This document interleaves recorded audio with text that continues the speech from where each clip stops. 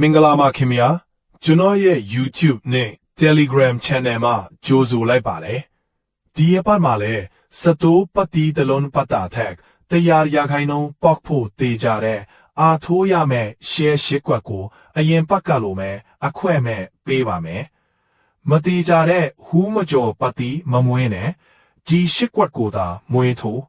ကဲထိုးရမယ့်ထိုးကွက်တီကိုပြောပြပေးမယ်အားလုံးတေချာနားထောင်ပြီးပါခင်ဗျာနှစ်တစ်နှစ်6ခွန်6ခွန်တစ်နှစ်3နှစ်8ခွန်8ခွန်3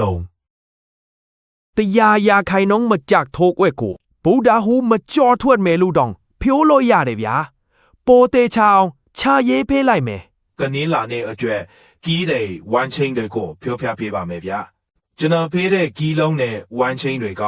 တော်တန်ယုံဖောက်လေးမရှိတာကိုကျွန်တော် channel များကိုစောင့်ကြည့်သူတိုင်းသိပါနဲ့တနေ့စာကီးသုံးလုံးရဲ့ဝမ်ချင်းတနေ့စာထိုးရမယ့်အကွက်တွေကိုတီတီကြကြပဲချပေးပါတယ်ညီကိုမောင်နှမတွေဟိုဟိုတီတီခံမှန်းတွက်ချက်နေစရာမလိုတော့အောင်ချပေးပါလေဘာမှမစင်စားနဲ့ဘာကလင်ဒါမှကြည်မနေနဲ့ကျွန်တော်နေ့တိုင်းချပေးတဲ့ကဏ္ဍတွေကိုပဲထိုးနေရင်ကောင်းတစ်ပတ်ကိုအနည်းဆုံး3ကြိမ်လောက်ပေါက်လိမ့်မယ်စိတ်ချဆိုတော့ဒီအဖက်ကစပြီးတော့ YouTube မှာနေ့စဉ်ကီး3လုံးနဲ့ဝမ်ချင်းကိုပဲချပေးပါမယ်ထိုးကွက်တွေကိုကျွန်တော်ရဲ့ Telegram VIP Channel မှာတင်ပေးဖို့စီစဉ်ထားပါတယ်